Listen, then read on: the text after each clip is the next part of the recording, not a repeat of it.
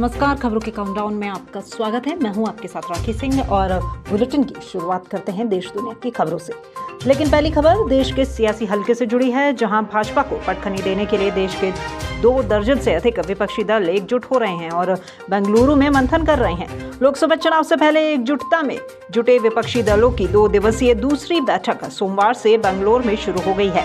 इस बैठक में कांग्रेस सहित आम आदमी पार्टी, जनता दल यूनाइटेड और तृणमूल कांग्रेस सहित 26 दलों के शीर्ष नेता शामिल हैं। लेकिन बैठक के पहले दिन राष्ट्रीय कांग्रेस पार्टी के प्रमुख रहे शरद पवार की दूरी ने कई सवाल भी खड़े कर दिए हैं।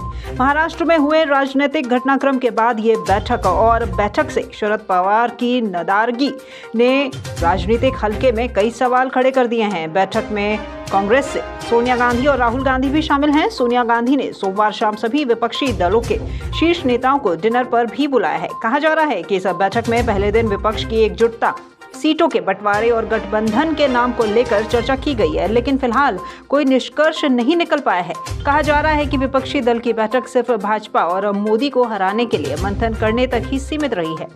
अब सभी की निगाहें दूसरे दिन की बैठक पर टिकी हैं। अब बात करते हैं राज्यसभा चुनाव की, जहां गुजरात और पश्चिम बंगाल में सभी प्रत्याशियों का निर्विरोध निर्वाचन हो गया है। जहां गुजरात में भाजपा के 3 राज्यसभा उम्मीदवार निर्विरोध विजय होकर राज्यसभा में पहुंच चुके हैं। इनमें डॉक्टर एस जयशंकर, बाबूभाई देसाई और केसरी देव सिंह झाला का नाम शामिल है। तो पश्चिम बंगाल में भी सभी 7 उम्मीदवार निर्विरोध चुन लिए गए हैं। इनमें टीएमसी के 6 और भाजपा का 1 उम्मीदवार शामिल है। भाजपा के कूच बिहार के अनंत महाराज राज्यसभा पहुंचे हैं और टीएमसी से डेरेक सुखेंदु शेखर और डोला ने सीट बरकरार रखी है। तो साकेत गोखेल, समीरुल इस्लाम और प्रकाश चिक बाइडाइक भी राज्यसभा पहुंच चुके हैं। अब खबर राजनीतिक उथल पुथल से जुड़ी है, जो खासकर इन दिनों यूपी में जमकर हो रही है। एक दिन पहले जहां सुबह सपा के राष्ट्रीय अध्यक्ष ओम प्रकाश राजभर एनडीए का हिस्सा बने थे, तो कुछ घंटों बाद ही पूर्वांचल के कद्दावर और ओबीसी नेता दारा सिंह चौहान की घर वापसी हो गई है। लखनऊ स्थित भाजपा प्रदेश कार्यालय में प्रदेश अध्यक्ष भूपेंद्र चौधरी और डिप्टी सीएम केशव प्रसाद मौर्य की मौजूदगी में उन्होंने पार्टी की सदस्यता ली है। 2022 के विधानसभा चुनाव में सपा के टिकट पर घोसी से चुनाव जीतकर विधायक बने चौहान ने सपा और विधायकी पद से इस्तीफा दिया था। साथ ही रविवार को ही चौहान ने दिल्ली में केंद्रीय गृह मंत्री अमित शाह से भी मुलाकात की। अब चौहान के कैबिनेट में शामिल होने या लोकसभा चुनाव लड़ने को लेकर राजनीतिक कयासों का दौर शुरू हो चुका है। कभी भाजपा, कभी सपा, तो कभी बसपा नेता रहे चौहान एक बार राज्यसभा सांसद, एक बार लोकसभा सांसद और 2 बार विधायक रह चुके हैं।